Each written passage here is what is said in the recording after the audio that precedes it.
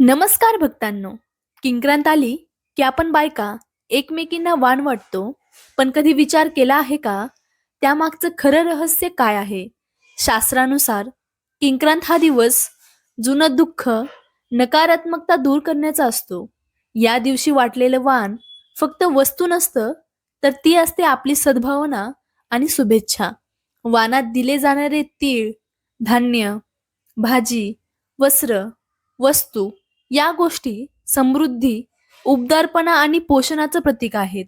बायका एकमेकींना वाण वाटतात कारण स्त्री ही घरातील शुभतेची वाहक मानली जाते. एका घरातील सकारात्मकता दुसऱ्या घरात पोहोचावी हा त्यामागचा भाव असतो.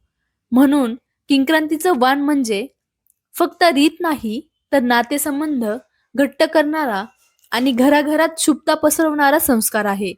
असे आपले संस्कार जाणून घ्यायला आवडत असतील तर व्हिडिओला लाईक करा आणि चॅनलला सबस्क्राईब करून ठेवा.